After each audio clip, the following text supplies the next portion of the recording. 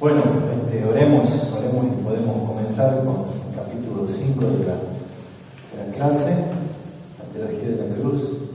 Bueno, está un lindo capítulo sobre la victoria sobre el pecado, ¿no? Vayamos. Padre, te alabamos, te damos a ti la gloria, te amamos, Señor, gracias por darnos de tu bendición de cada día, Padre. Gracias por el privilegio de ser tus hijos.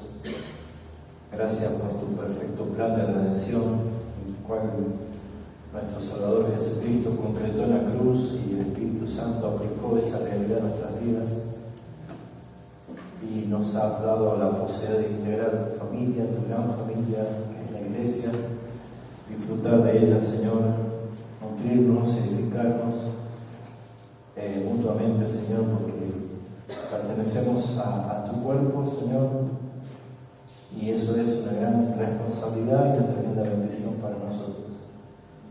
Tu palabra es, Señor, todo lo que necesitamos para que alumbre nuestros caminos, para que nos instruya, nos corrija, nos perfeccione. Tu palabra es real, es viva, Señor. Gracias porque por ella podemos nosotros aprender, podemos ser moldeados, formados, para que el fruto de esa palabra, Señor, sea para tu gloria. Gracias por los hermanos que están presentes, Señor. Gracias por el tiempo que separan para tener un momento de estudio de la palabra. Y también, Señor, a cuantos muchos otros pueden llegar estas enseñanzas, Señor. Gracias también por los hermanos que siempre firmemente oran para sostener la iglesia, para llevar adelante, Señor, todas las actividades que forman parte, Señor, de los medios de gracia que tú nos das. Oramos por los hermanos que están enfermos, oramos por los que están esperando, Señor, en ti, en tu providencia. Señor, tu voluntad siempre ha sido buena y perfecta y sabemos que en el tiempo todas las cosas se aplican, Señor, para tu gloria. Bendícenos y podamos disfrutar esta tarde juntos, ser edificados juntos, Señor, para la gloria de tu nombre. En Cristo Jesús. Amén. Bueno, buenas tardes. Bien, en la iglesia evangélica muchas veces hay cristianos evangélicos que tienen un alto nivel de frustración, ¿sí? Y la frustración no es por ser evangélico ni pertenecer a la iglesia de Cristo, sino es porque muchas veces la palabra no es entendida o no es entendida correctamente y aplicada correctamente. Entonces, cuando yo entiendo algo que lo leo de la Biblia o escucho, pero cuando no es entendida, el fruto va a ser tal vez una exigencia que termina siendo una frustración, ¿no? Y una de esas es la batalla contra el pecado, ¿no? Porque a veces creemos que ser victorioso del pecado depende de mis fuerzas o mis capacidades para vencerlo. Y eso es caer en un ciclo que frustra, ¿no?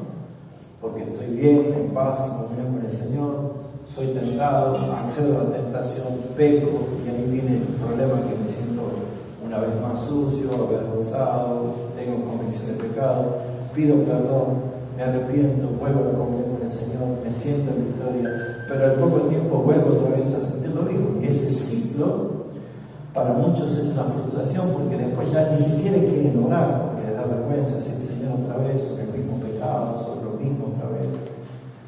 Entonces así se llaman pecados dominantes, porque ejercen un dominio y uno se rinde.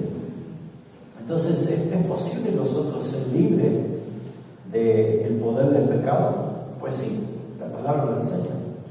Entonces, esa frustración que muchas veces viene ha hecho de que muchos hermanos, incluso llamados a liderazgo, se sientan tan frustrados porque ya no quieren decepcionar al Señor, ya no quieren ni siquiera comprometerse porque se sienten frustrados y vuelven a caer en lo mismo.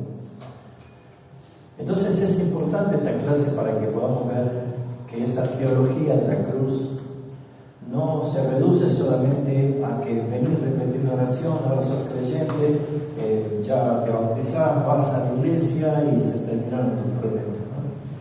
Yo creo que la palabra está escrita para ser enseñada, para que en esa exposición de la palabra uno pueda entenderlo, aplicarlo y entonces poder vivir esa realidad. Entonces, si el apóstol Pablo, en Romanos 6:14, justamente hace referencia a esto, porque el pecado no se enseñoreará de vosotros, pues no estáis bajo la ley, sino bajo la gracia. Si dice que el pecado ya no va a tener dominio, señorío, gobierno sobre nosotros, ¿cómo llevamos o cómo llegamos a esa conclusión? Entonces es importante que nosotros hoy podamos entender desde el plano bíblico cómo nosotros podemos vivir esa libertad que Cristo nos hizo libre. Y Jesús justamente se encargó de resaltar precisamente cuando él dijo: si el Hijo os libertare, seréis, y puso esa palabra verdaderamente. No dijo seréis libre, sino verdaderamente libre. Una cosa es sentirme libre y otra cosa es ser verdaderamente libre, ¿sí? Alguien que está en prisión puede sentirse libre, pero no está libre. No se trata de un sentimiento, sino de un hecho real y mucho más legal. Entonces es muy importante que nosotros podamos aprender en este capítulo sobre la victoria de la cruz de Jesucristo sobre el pecado.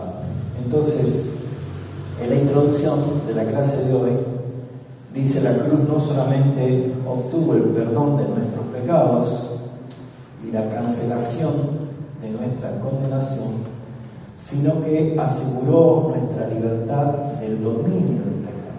¿Sí? Del dominio del pecado. Muchos creyentes comprenden que Cristo murió para perdonar sus pecados, pero siempre entienden que también murió para romper el poder del pecado que ejercía sobre nuestras vidas. Entonces, antes de la conversión, según la Escritura, todos nosotros éramos esclavos del pecado. Esclavos, no había libertad. La concepción y la percepción de ser esclavo para alguien que ha nacido libre, vive libre, en un país libre, es a veces difícil de asociar, porque nosotros podríamos responder como los judíos respondían a Jesús: ¿esclavo? ¿De quién esclavo? Nosotros somos libres, ¿no? Y Jesús tuvo que decirle que practica pecado, que hace pecado, esclavo es del pecado. Entonces, esa posición de esclavitud, que es muy importante entenderla, porque tristemente en las iglesias que han querido solamente amontonar gente para mostrarse como una iglesia, eso no va a ser muy popular. Entonces, por lo general, muchas de las iglesias que predican bíblicamente no son mega iglesias. Dios es el que da el crecimiento, pero por lo general tiende a ser un grupo más reducido, porque estos tipos de temas justamente ofenden y no edifican para nada. Entonces, si la Biblia dice que el hombre es esclavo del pecado, no significa que peque todo lo que podría pecar, sino que nosotros por naturaleza pecamos. Esa naturaleza, ese vivir bajo el dominio del pecado por naturaleza caída, nos hace a nosotros ser pecadores. O sea, como ya lo habrán escuchado muchas veces, nosotros no somos pecadores porque pecamos, sino que pecamos porque somos pecadores. Esa es la naturaleza. Entonces la salvación no consistía únicamente en cancelar nuestro destino eterno, también implicaba la transformación presente, o sea, una regeneración, un nuevo nacimiento. Y cuando hablamos de nuevo nacimiento, hablamos de una nueva vida. Y esa nueva vida, como la enseñamos también, no somos nosotros mejorados, es Cristo, ¿sí? Cristo es el que habita en nosotros, Cristo es en nosotros. Ese es el misterio que estaba oculto y que Pablo lo da a conocer, que Cristo es en vosotros, ¿no? Él está en nosotros.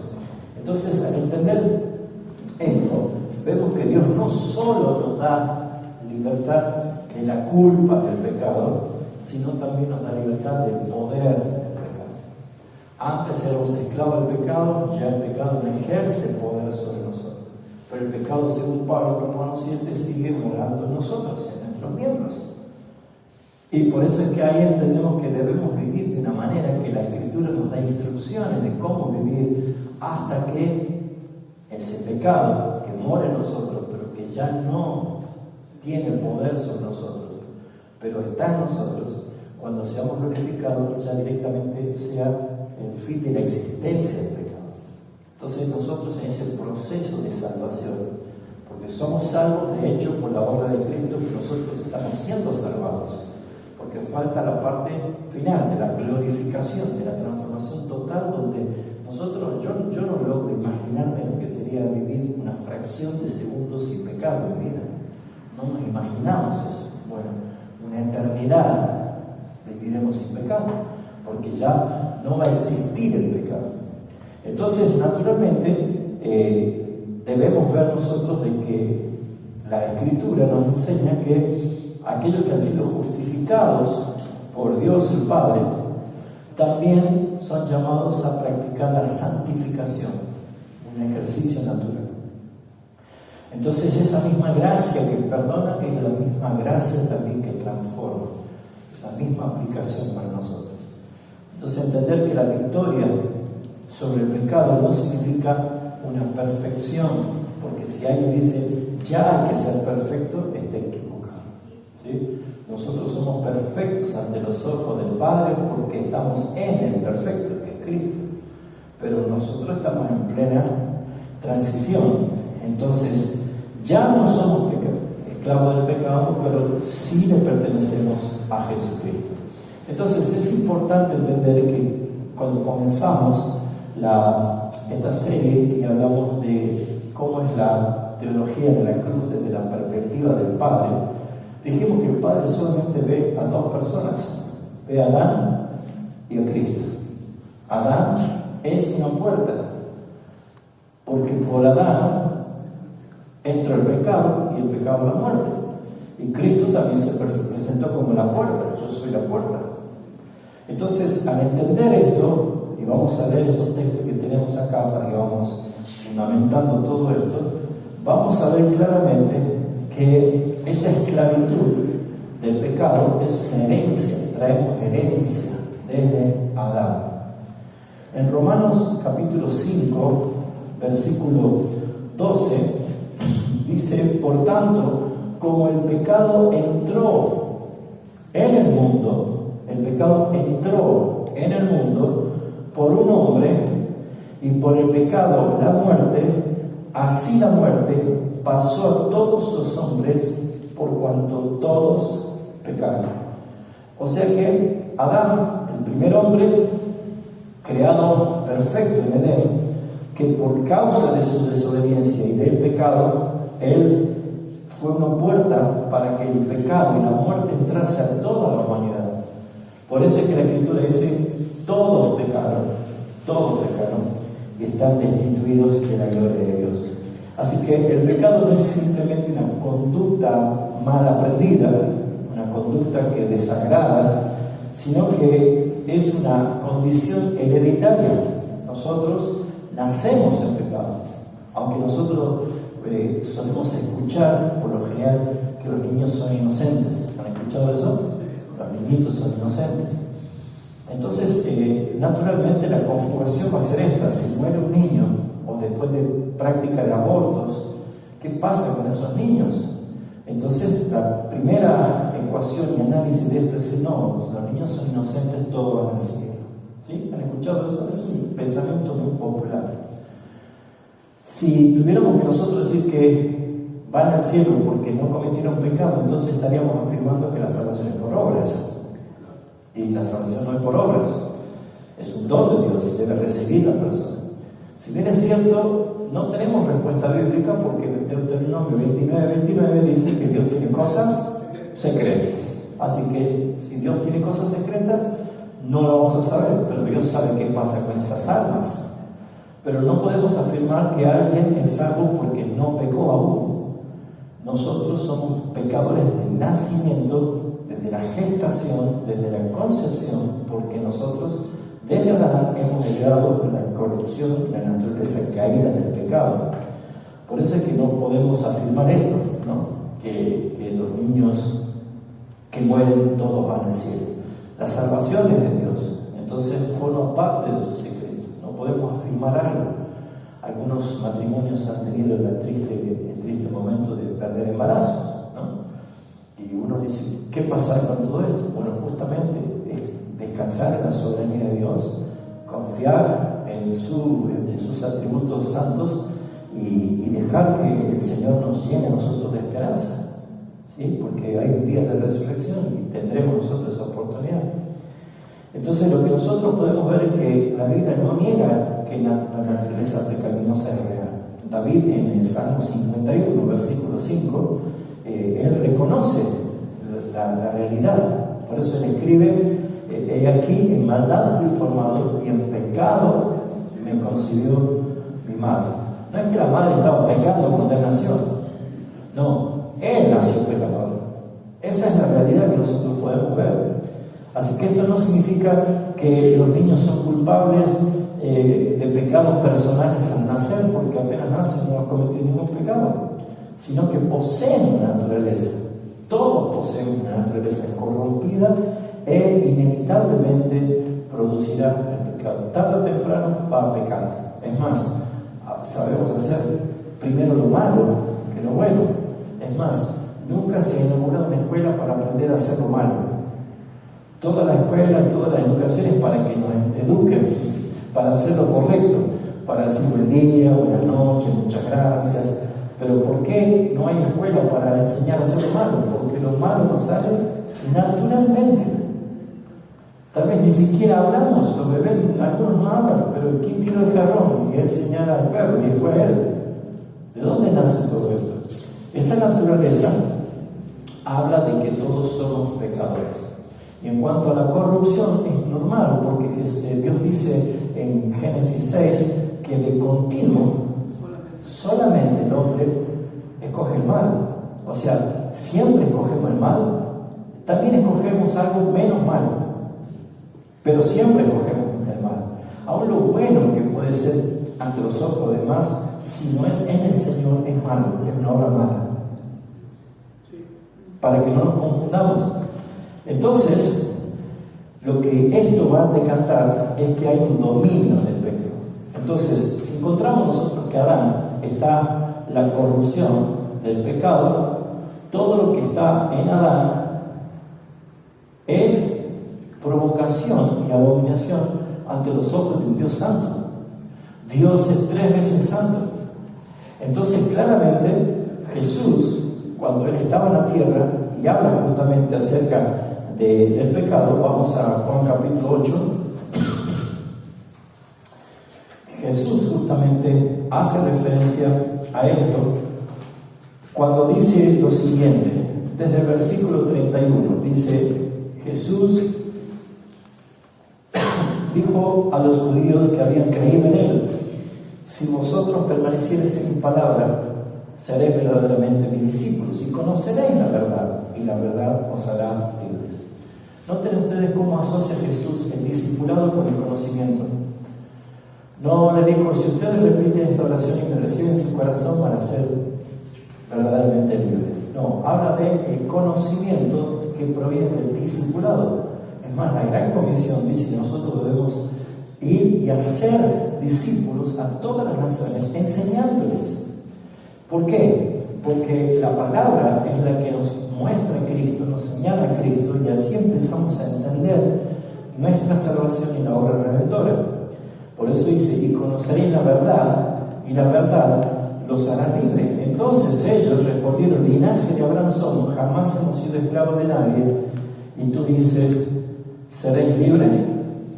Hasta una expresión bastante fanática y mentirosa, porque ellos estaban bajo el dominio de los romanos, no eran libres. Y desde la historia nosotros hemos visto que han padecido muchas veces esclavitud. Pero sin embargo, lo que nosotros vemos es que Jesús le responde: de cierto digo que todo el que hace pecado, esclavo es del pecado. Todo aquel que hace pecado, esclavo es del pecado. Entonces, naturalmente, como todos pecamos, la naturaleza nuestra es esclavitud del pecado. Por eso es que la clase anterior hablamos del acta anulada, el acta de los decretos que nos era contrario.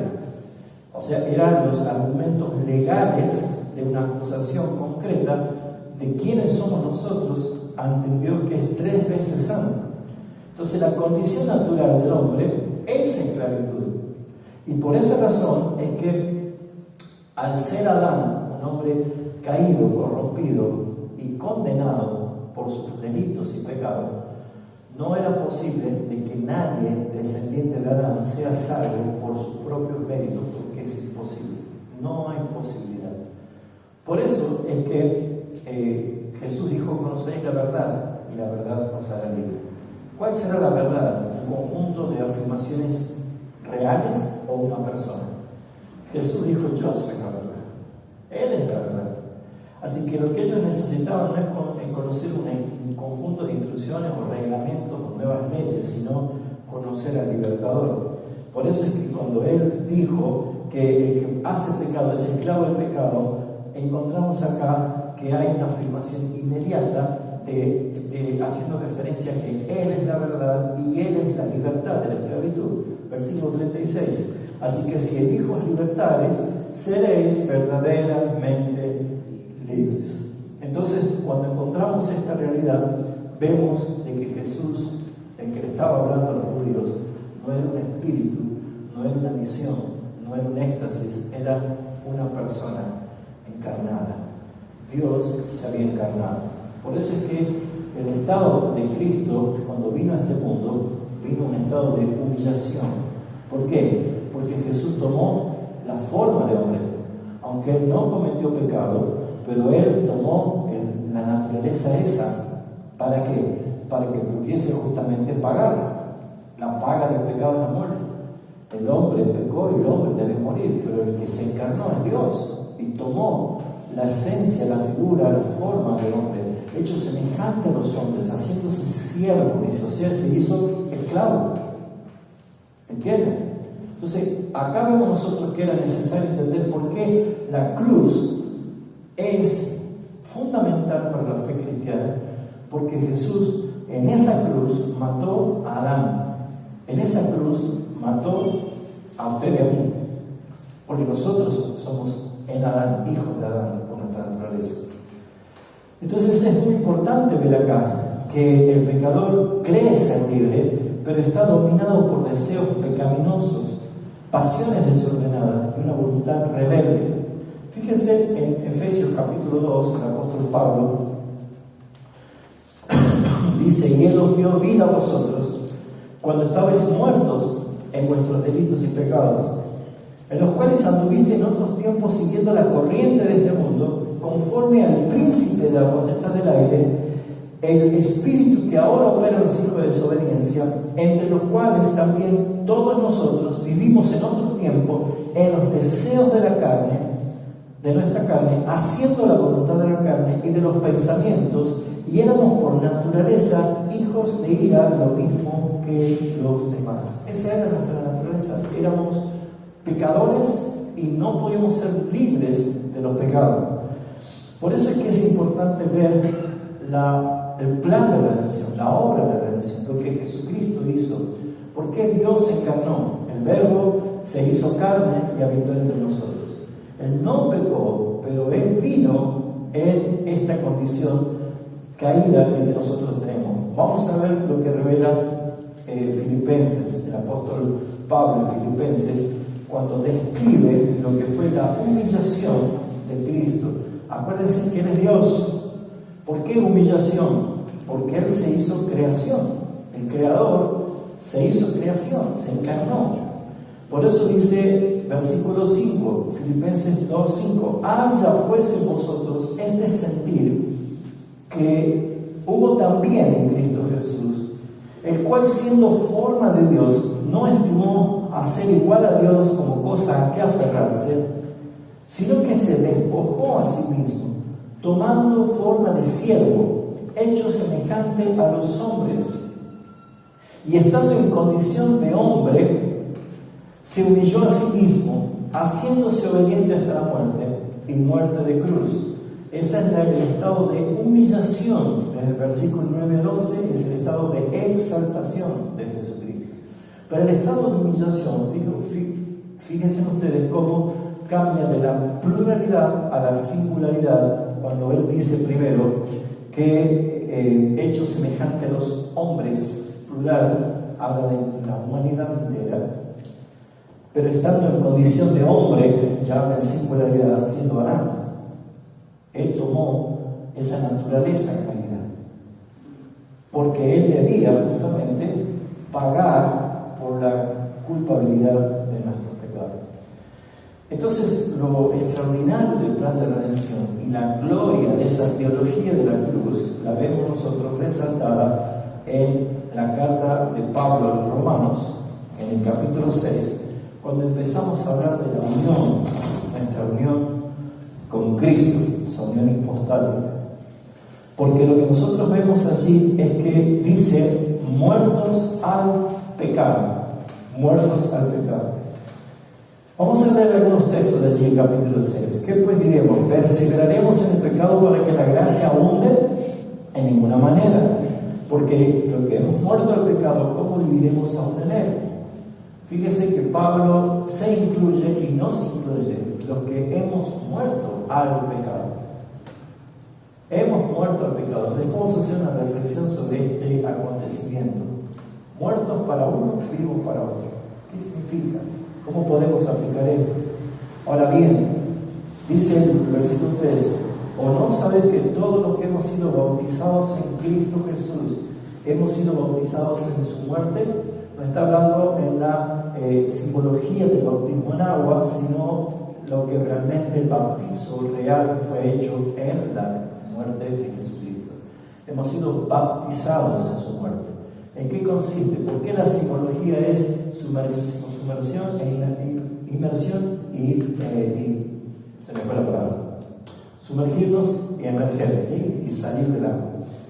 ¿Por qué? Porque justamente está relacionado con la muerte, la sepultura y la resurrección de nuestro Señor Jesucristo. Esa figura que nosotros hacemos como un sacramento, que es un hecho simbólico de una realidad espiritual que sucedió, es que nosotros, dice Pablo, no sabéis, como diciendo, son creyentes y no lo saben, pues tienen que saberlo, que todos hemos sido bautizados en Cristo Jesús, en su muerte, porque somos sepultados juntamente con Él. ¿Qué está diciendo Pablo? Cuando Él fue muerto, nosotros hemos sido muertos. Cuando Él fue sepultado, nosotros hemos sido sepultados. Dice, a fin de que como Cristo resucitó de los muertos por su gracia, así también nosotros andemos en vida nueva. O sea, también hemos resucitado juntamente con Cristo. Entonces acá hay una realidad muy importante de entender lo que es estar en Adán, de lo que es estar en Cristo. Dice, porque fuimos plantados juntamente con Él en semejanza de su muerte, así también lo seremos en la de su resurrección. Fuimos plantados. ¿Quién lo hizo? El Padre. Jesús dijo, todo lo que el Padre me da, vendrá a mí. Padre, a los hombres del mundo que tú me diste, Jesús está haciendo referencia a que el Padre es el que les dio. Y dice, sabiendo esto, que nuestro viejo hombre, que dice, fue crucificado juntamente con Él, para que el cuerpo del pecado sea destruido, a fin de que no sirvamos más al pecado. Y esta es la realidad. Cristo, cuando Él muere en la cruz del Calvario,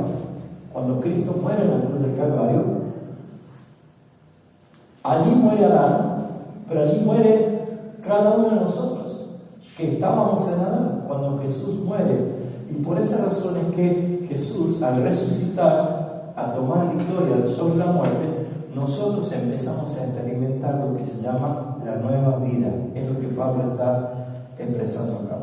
Entonces, dice claramente el versículo 7, porque el que ha muerto ha sido justificado del pecado. La muerte del testador confirma la herencia, eso dice Hebreos. Entonces, como el testador es Jesucristo y su muerte confirma, porque el testamento no es válido mientras que el testador vive, entonces con la muerte se confirma. Si Cristo murió, pues así como hemos traído la herencia del pecado, la corrupción y la condenación de Adán, ahora por su muerte y resurrección tenemos la herencia eterna en Jesucristo. ¿Cristo murió ya? ¿Cristo resucitó? Entonces nosotros ya estamos en plena legalidad de su herencia. La vida nueva de Cristo Por eso es que encontramos acá de que ya no hay dominio del pecado. Nosotros pecamos por naturaleza, pero no porque somos esclavos del pecado. Por eso dice más abajo, y si morimos con Cristo, creemos que también viviremos con Él, sabiendo que Cristo, habiendo resucitado a los muertos, ya no muere y la muerte no se enseñorea más de Él. La muerte era el resultado ¿de qué? Del pecado. Entonces, si la muerte no se enseñorea más, es porque el pecado fue derrotado. Porque cuando murió al pecado, murió una vez por todas, y cuando vive, para Dios vive. Así también vosotros, considerados muertos al pecado, pero vivos para Dios en Cristo Jesús, Señor nuestro. Muertos para uno, vivos para otro. Ahora, usted dirá, entonces, ¿qué quiere decir? Si yo sigo pecando, ¿que no estoy en Cristo? No, pecamos por naturaleza.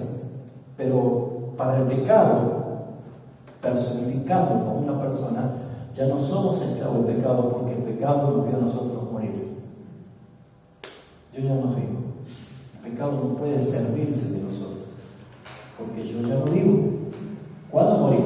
Cuando Cristo mató en su carne el cuerpo del pecado.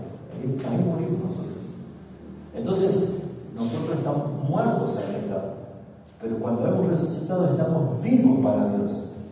Nosotros vivimos para Dios, y por esa razón, mis hermanos, debemos nosotros aplicar este principio que nos enseña a expresar y experimentar la nueva vida que tenemos en Cristo Jesús. Entonces, este punto que nos enseña el apóstol Pablo acá, nos está mostrando de lo que es justamente vivir una vida que todavía queda el resto del pecado, no como dominante, no como amo, no como Señor, sino como un mal necesario en el cual debemos amortiguar. Por eso es que el capítulo 7 de Romanos, ahí donde ustedes lo tienen, Pablo habla del pecado que mora en mí, desde el versículo 7. Pablo está hablando, el pecado todavía mora en mí, no como un Señor, no como el que me esclaviza, pero sí como una naturaleza. Por eso Pablo, él decía, lo que más me conviene es morirme, ser libre de esto. Y es donde justamente nosotros debemos empezar a interpretar por qué la frustración es yo querer hacer las cosas y dejar de confiar en la obra consumada en la cruz del Calvario. Este punto es importante porque en este objetivo de la unión con Cristo es proclamar el fin de la esclavitud. El viejo hombre representa nuestra identidad en Adán. Y esa persona que éramos antes bajo el dominio del pecado, murió. Por eso que dice, ¿se acuerdan uno del texto de 2 Corintios 5:17? De modo que si alguno está en Cristo, nueva criatura es. Las cosas viejas ya no existen, pasaron. A partir de esa nueva vida, todas son hechas nuevas. En Romanos capítulo 8 dice, ni lo presente ni lo porvenir. ¿Por qué no nombra el pasado? Porque nosotros en esta nueva vida en Cristo Jesús no tenemos pasado. Porque ese pasado pecaminoso fue resuelto para siempre. ¿Se entiende esto? Es importante que lo veamos así, porque si no, la cruz de Cristo va a quedar opacada por nuestras buenas intenciones. Y debemos nosotros contemplar la obra redentora de nuestro Señor. Así que la cruz no solo trató con nuestros actos pecaminosos, sino que trató con la persona que éramos antes de la regeneración. ¿Qué hizo con esa vieja persona? La educó, la mandó al seminario, la mató. No va más. Así que sáquense el pañuelo y lloren un poquito a su vieja naturaleza, pero ya no existe. Yo no voy a ir en contra de lo que la palabra expresa.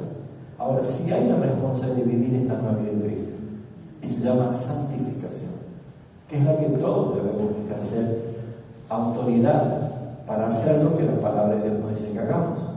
Por eso es que después usted va a encontrar con Romanos capítulo 8, que dice cómo debe vivir ese que tiene una nueva vida, viviendo en el Espíritu. ¿Por qué?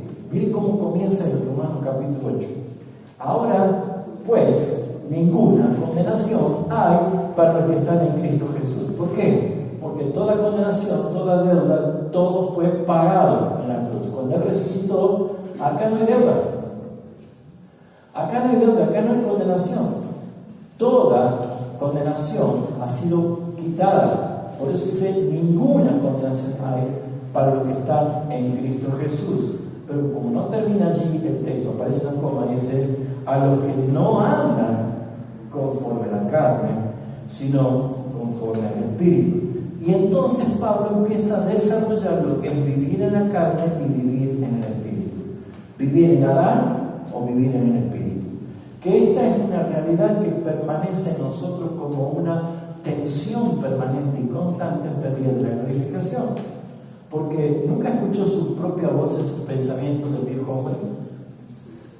Y uno dice, pero ¿cómo puedo pensar esto? ¿Cómo puedo? Hasta la voz esa que me habla, que soy yo mismo hablando.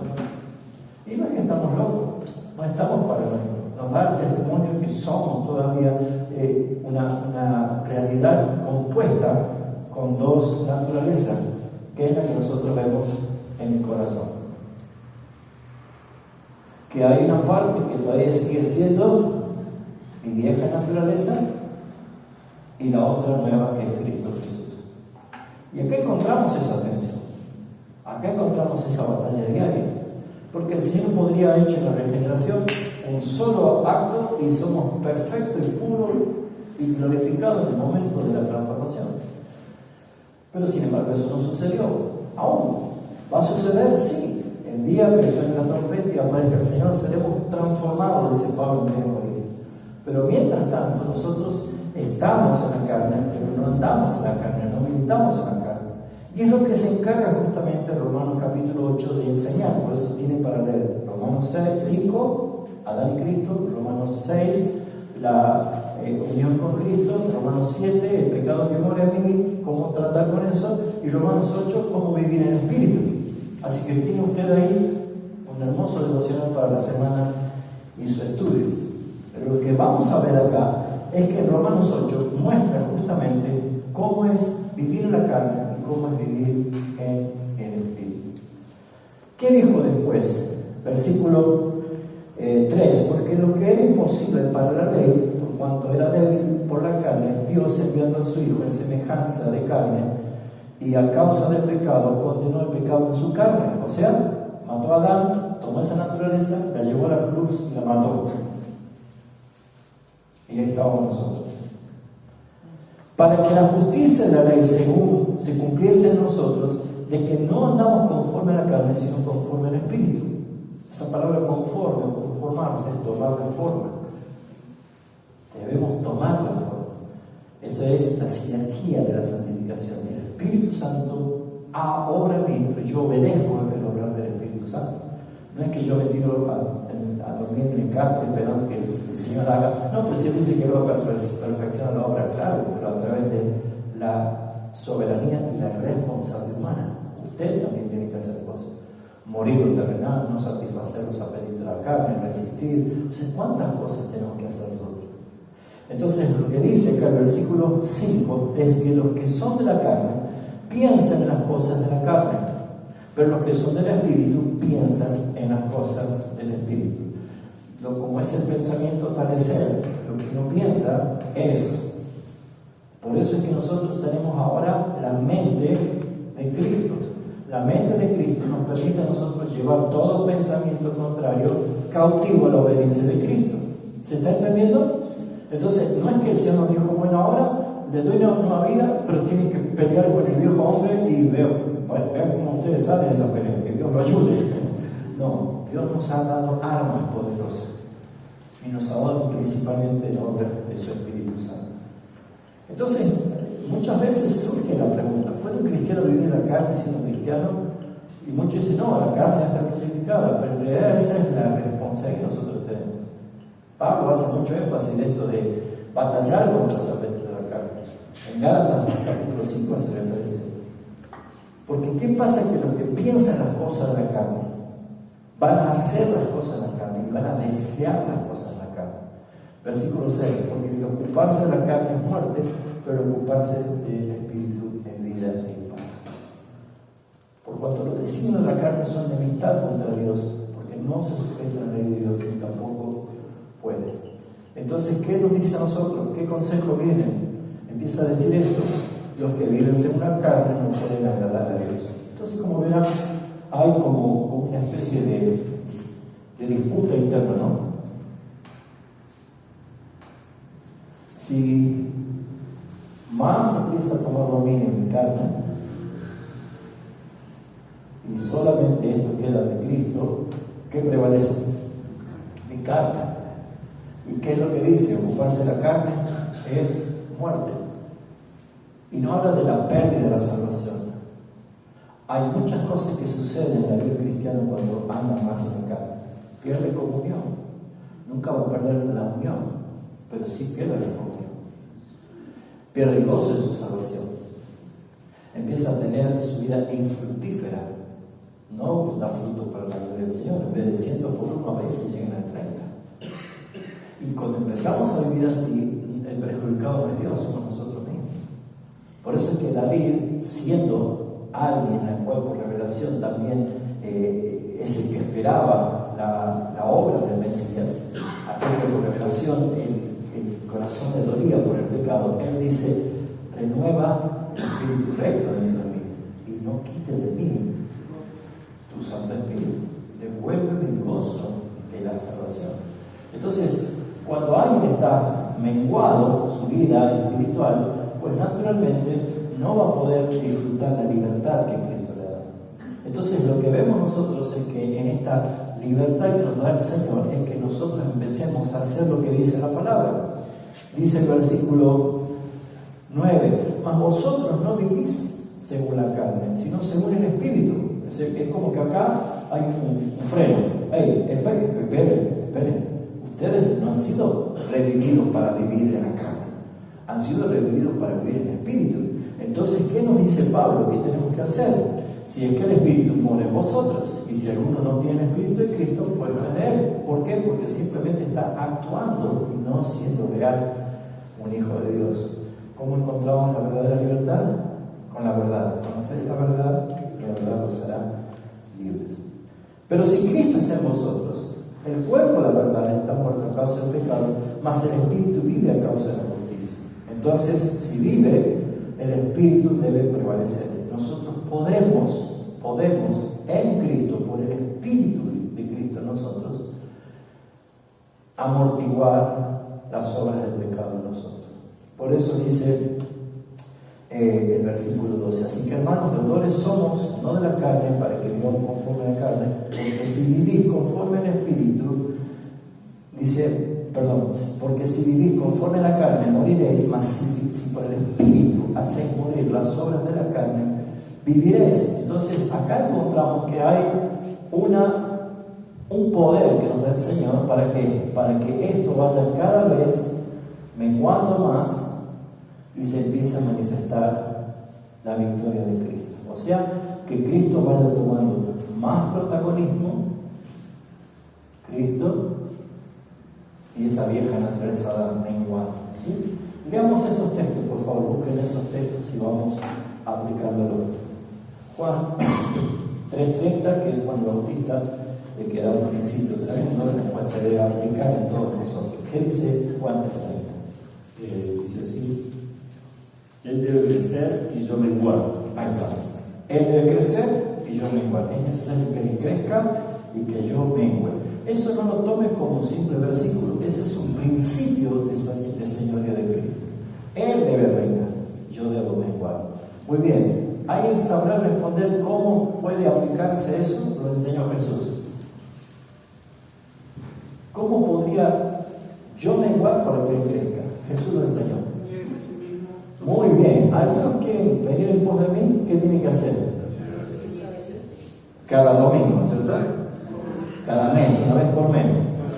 Cada día, tome su cruz, niéguese a sí mismo y siga. Es la forma que yo menguo y que él crece, ¿sí? Pablo lo explica después de esa expresión de Cristo en la consumación de la cruz y en la victoria que ya tenemos, que dice Gálatas 2:20. Con Cristo estoy juntamente crucificado, y ya no vivo yo, mas vive Cristo en mí. Y lo que ahora vivo en la carne, lo vivo en la fe del Hijo de Dios, el cual me amó y se entregó a sí mismo por mí. Esa voz parece estridencia, ¿no? Como que habla del monte Sinaí. Esa es una realidad legal. Lo que sucedió, con Cristo estoy juntamente crucificado, no vivo yo, ya no vivo yo, es Cristo el que vive en mí. Si me ven vivir en la carne, lo vivo por la fe en el Hijo de Dios, el cual me amó y se entregó a sí mismo. Esa es la realidad que Dios ve, que el Padre ve, y que yo no debo sacarla de mi vida. ¿Por qué? Porque esto es lo que batalla, ¿sí? ¿Qué dijo Pablo en Filipenses capítulo 1? 1:21. Porque para mí el vivir es Cristo y el morir es ganancia. Esto no es como para que salgamos por la calle haciendo una encuesta, ¿no? ¿Usted tiene una gana de morirse hoy? Yo creo que, por lo menos en su gran mayoría de veces, que no, salvo que agarremos uno que otro deprimido por ahí. Pero hablar de, para mí, morirme es ganancia, no es que hablamos de alguien depresivo con intento de suicidio, no es que estaba totalmente desmotivado, sino que había entendido justamente la ganancia. Habla de ganancia, lo que gana una persona. Pablo es que dice, si estoy aquí es por ustedes, pero ¿qué me conviene? Pues partir y estar con el Señor, que es mucho mejor. ¿Qué habrá visto Pablo? ¿Y qué nos transmite la palabra? Para que no estemos como tal vez algunos creyentes, que son hermanos preciosos que amamos, pero cuando hablamos de la vida de Cristo dicen, ay, que todavía no venga, yo quiero casarme. O que no venga todavía, que soy joven, quiero disfrutar un poco la vida. ¿Qué pensarán? Lamentablemente la ignorancia que se ha apoderado de las iglesias es alarmante. Cuando el mayor tesoro no son las calles de oro, no es el mar de cristal, no son palacios. El mayor tesoro es Cristo. Yo no quiero un cielo sin Cristo. Él es todo para nosotros. Pablo decía esto, entonces la ganancia es abandonar este cuerpo, esta naturaleza. Miserable de mí, ¿quién me librará de este cuerpo? Dice en Romanos 7. Y por eso es que en Filipenses 3, 7 y 8 dice lo siguiente. Pero cuántas cosas sean para mí ganancia, las he estimado como pérdida por amor de Cristo. Amén.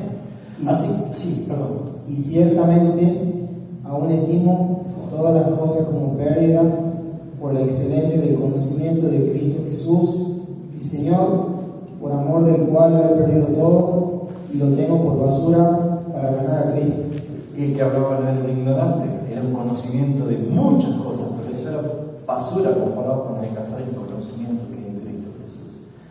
Así que esta unión con Cristo se lleva a cabo y efectivamente en la resurrección, afirmando y confirmando lo que hemos sido nosotros puestos por el Padre en Cristo. Por eso fuimos crucificados, sepultados y resucitados con Él. Así que la salvación no termina con la muerte de Cristo. La resurrección concluye e incluye justamente esta confirmación.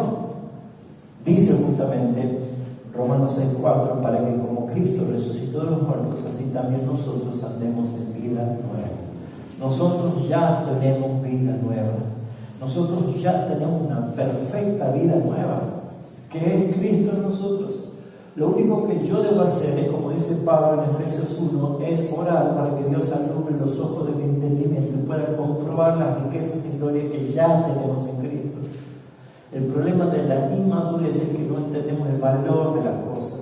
Siempre dice este ejemplo: si yo traigo un niño y le pongo un lingote de oro y una barra de chocolate, ¿qué cree que va a elegir el niño? Va a elegir el chocolate. Si le digo al papá, ¿qué va a elegir?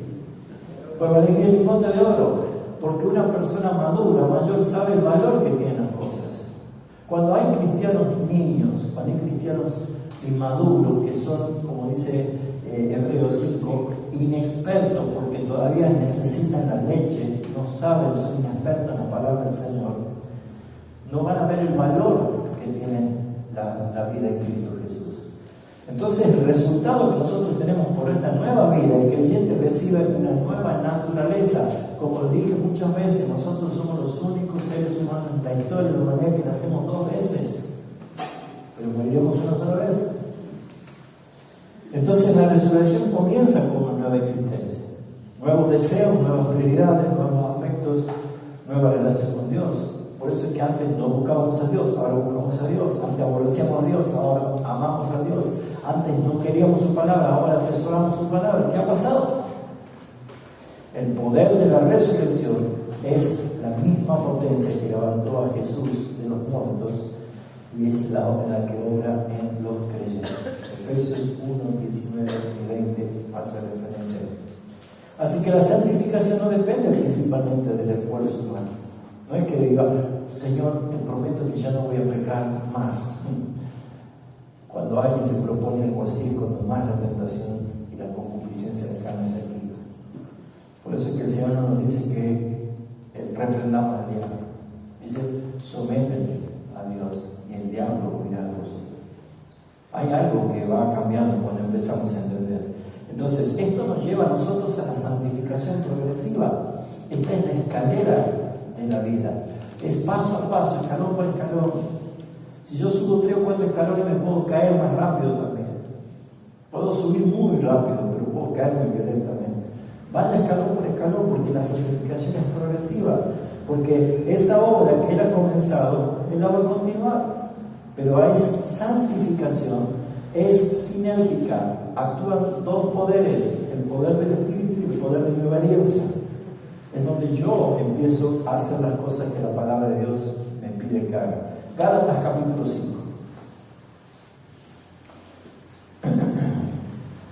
Estad pues firmes en la libertad con que Cristo os hizo libres. No dice los hará, si es que no.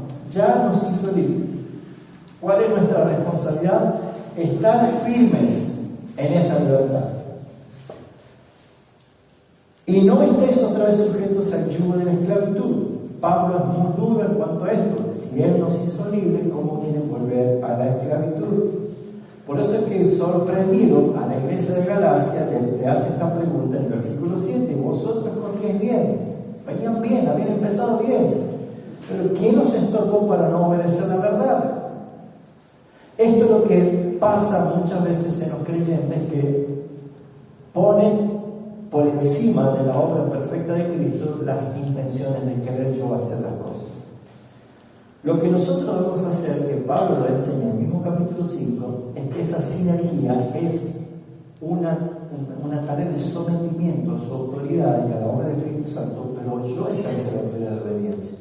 Por eso dice el versículo 16, digo pues, andad en el Espíritu y no satisfagáis los deseos de la carne.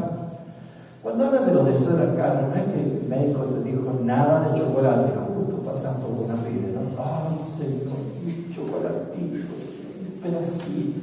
No está hablando de los deseos de la carne, aunque correctamente por nuestro bienestar debemos abstenernos. Ahí abajo dice la lista, abajo nos da la lista, porque esto no es cosa que puede pasar en nosotros, estas cosas están en nosotros y salen. Jesús nos dijo que lo que contamina es lo que entra, sino lo que sale del corazón. Todo lo malo está en nuestra naturaleza. Entonces, ¿por qué yo debo andar en el Espíritu? Dice la palabra, porque el deseo de la carne es contra el Espíritu. Y el Espíritu es contra la carne. Y estos se oponen entre sí. Acá hay una batalla, acá hay una verdadera disputa, hay un verdadero choque. Y estos se oponen entre sí para que no hagáis lo que quisierais. Pero si sois guiado por el Espíritu, no estáis bajo la ley. Y manifiestas son las obras de la carne. Pablo empieza a enumerar como para que veamos que todo esto tenemos nosotros. No es que alguno diga, ay, gracias a Dios que yo estas cosas no las tengo. El que dice que no tiene pecado, le hacemos a Dios mentiroso. La verdad no habita en nosotros. Las obras de la carne se manifiestan así: adulterio, fornicación, inmundicia, lascivia. Estos son pecados sexuales que atentan contra nuestro propio cuerpo, dice Pablo. Idolatría, hechicerías, enemistades, pleitos, celos, ira, contiendas, disensiones, herejías, envidias. Va llenando usted, cante bingo y completa el cartón, ¿no? Bueno, fíjense ustedes que lo que Pablo está diciendo, está describiendo la naturaleza. Todo esto somos nosotros. Y dice cosas en las cuales los cuales os amonesto que, como ya los he dicho antes, los que practican de tales cosas no heredarán el reino de Dios. Mas el fruto del Espíritu, fíjese que no está diciendo los frutos, sino el fruto del Espíritu en nosotros, Cristo en nosotros. Cristo se manifiesta como amor. Así que no anden pidiendo Dios dame amor, porque estaría diciendo que no lo tiene a Cristo. Cristo se manifiesta en usted como gozo, así que no anden pidiendo gozo, porque estaría diciendo que no está en Cristo. Cristo se manifiesta paz, paciencia, benignidad, bondad, fe, mansedumbre, templanza. Contra tales cosas no hay ley. ¿Por qué? Porque la ley fue cumplida en Cristo Jesús.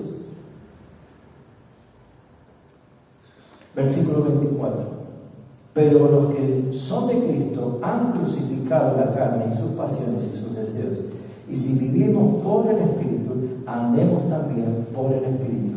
Y no nos hagamos vanagloriosos, irritándonos unos a otros, envidiándonos unos a otros.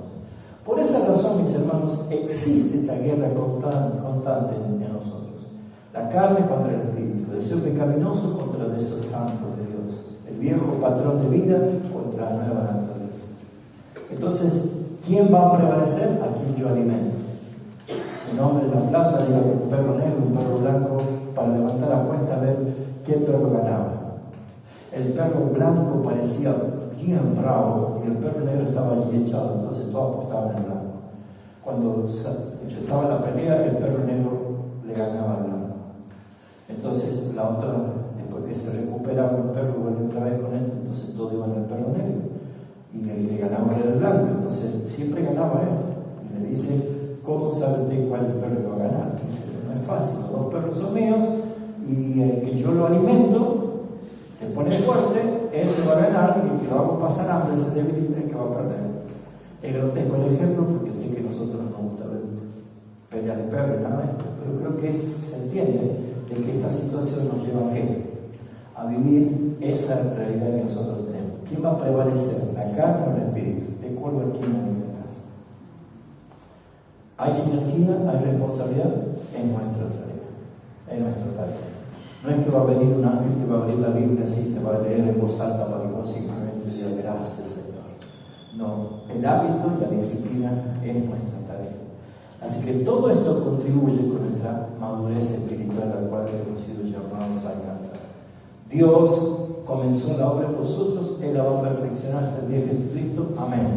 Pero nuestra tarea es obedecer. Entonces, ¿cómo brindamos? ¿Cómo activamos esto? Pues Dios nos ha dado medios de gracia para poder lograrlo. Primero, la palabra de Dios. Todo creyente vence el pecado mediante la palabra.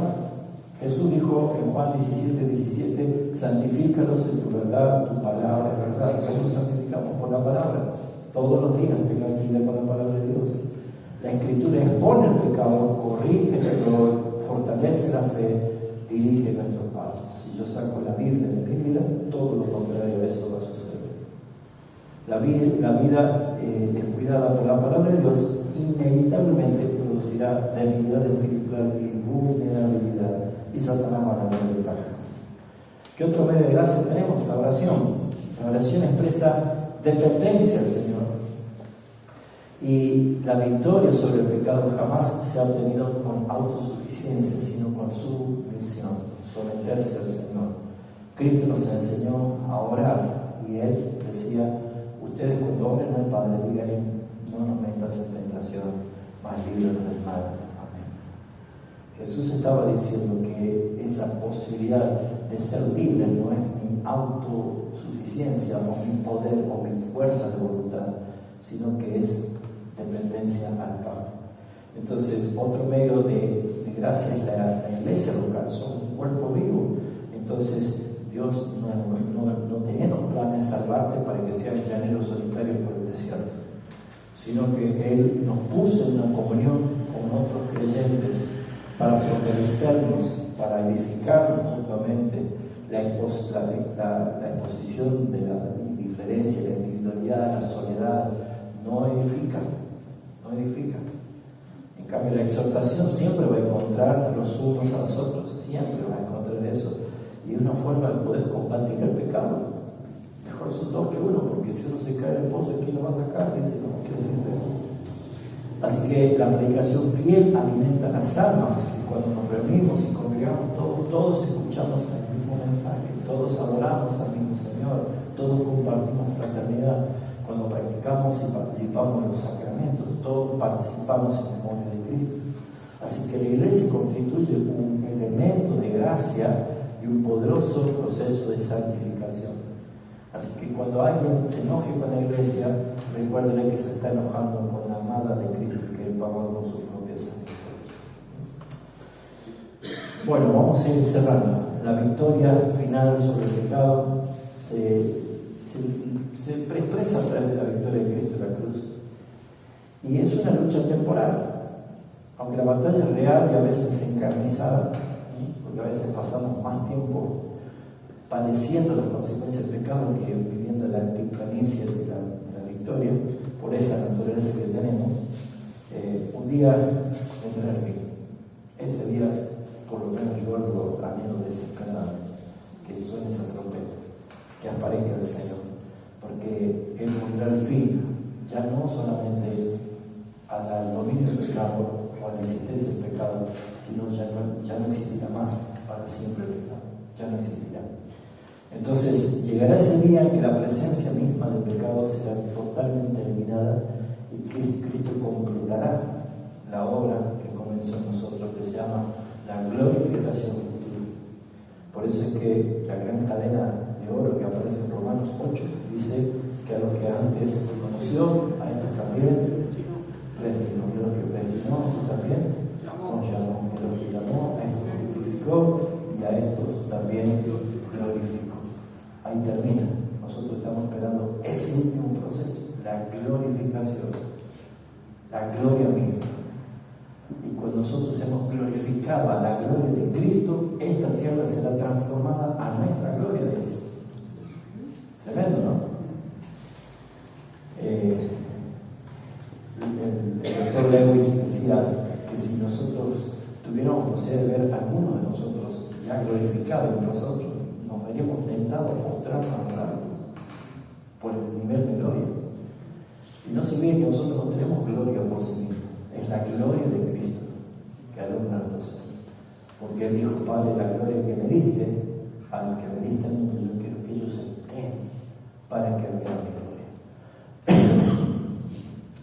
Los ángeles no pueden ver la gloria de Dios, la figura de los serafines tapan sus ojos con sus dos alas, pero nosotros veremos cara a cara. Eso es maravilloso, la gloria de la cruz, lo que hizo el Señor. Porque la glorificación refleja esa etapa de salvación final. No habrá más pecado, así que por ende no habrá más tentación, y naturalmente no va a haber más corrupción, ni tampoco va a existir esa lucha interna. Es estar en perfección, la perfección de Cristo, porque seremos perfectamente conformados a la imagen de Jesucristo. Así que esta es la esperanza que tenemos como creyentes. La victoria definitiva ya está asegurada porque Cristo venció cuando Él resucitó y se sentó en su trono de gloria. El Padre ya lo hizo trabajado solo. Así que esa cruz garantizó nuestra justificación. Ya no hay quien pueda acusarte. ¿Quién te acusará si Dios es el que nos justifica? Tremenda declaración. ¿Quién te condenará si Cristo es el que murió? Más aún, el que también resucitó, el que está a la diestra de Dios y que intercede por nosotros. No hay forma de que el cristiano pueda vivir acusado en este mundo. Si hay cosas no resueltas, ¿qué dice la palabra? Confesamos sus pecados, que Él es fiel y justo para perdonar y limpiarnos toda maldad. La lucha desde la victoria se obtiene siempre a través de Jesucristo. Por eso, mis hermanos, no considere normal vivir dominado por el pecado. Si hay dominio del pecado, no es normal. Algo no está funcionando. Entonces, Pablo dice, examinaos a vosotros mismos, si estáis en el Señor o no. Recuerde diariamente la unión con Cristo. Estoy en Él, vivimos en Él. Utilice diligentemente los medios de gracia. Miren, cuando alguien se enoja con un hermano, no va al lunes y renuncia al trabajo, no quiere dejar de congregar. ¿Por qué? ¿Por qué se agarra con la iglesia y no se agarra con el trabajo? A Gallo rompe el carnet de fútbol, no, hermano, gimnasio, no voy más al gimnasio, no, todos se enojan con la iglesia, pero no con las demás cosas. Hay un conflicto ahí. Entonces, cuando yo me encuentro con la unión con Cristo y sé que pertenezco a un cuerpo vivo, ame a su hermano, ame a la iglesia. Y si no lo puede amar, ¿qué dice Pablo? Soporte. Así que no tiene alternativa. Soporte. Decirle que el perro tuyo soporte, así se lo recuerdo que animado. Soporta. La iglesia debe predicar tanto la justificación como la santificación. Debe evitar el legalismo y debe empezar a confiar más en la providencia del Señor. Evite el libertinaje que minimiza el pecado. Total, como ya me perdonó todos los pecados, no, así piensa justamente el que no ha sido libre del pecado, porque añora eso todavía. Y exalte la suficiencia de Cristo, que es para salvar y para transformar. Amén. La obra de Cristo en la cruz no solamente nos libra de la culpa del pecado, también nos libra del dominio del pecado. Y nuestra unión con Cristo hemos muerto al pecado y hemos resucitado en una nueva vida. Por eso creo que la lucha continúa, el creyente ya no es esclavo, ya nosotros podemos resistir. Podemos resistir. Una definición teológica que es negarse a sí mismo solamente, dígase no. Eso es todo. Cuando la carne quiere algo, ¿qué hay que decir? No. ¿Cómo hay que vencer los malos? No se ha vencido malos, sino vence con el bien en mano. ¿Sí? Un hombre que se ve convertido tenía fábrica de jamones, ¿no? Jamones deliciosos. Se ve convertido y todo compungido. Y ese día que se ve convertido llega a su fábrica y todos los jamones allí, le toca el timbre de un hombre pobre, ¿no? Y le dice, tenía un pedacito de pan para comer. Entonces se va, y si no se va, y saca un jamón para regalárselo, y el diablo se le aparece. Y le dice, pero está bien que estás emocionado por esto que has vivido, pero ¿cómo me va a dar un jamón ese podría ser? Dale un pedazo de tortilla y tener fideo delante del mediodía. Dice, mira, diablo, si me seguís molestando, le voy a dar el premio, el mejor todavía. ¿Por qué? Porque esa aplicación es para nuestra vida. Siempre mi carne va a decir no. Y cuando tu carne dice no, es justamente porque el Espíritu dice sí. Entonces, cuando tu carne diga no, vos decís sí. Y cuando tu carne diga sí, ¿se entendió la ecuación? No hay demasiada ciencia. Es lo que Pablo dice en Gálatas. El espíritu y la carne se oponen. Entonces, cada vez que usted esté por hacer algo y esa lucha viene, pues simplemente haga morir lo terrenal en usted. Romanos 6:14, porque el pecado no se enseñó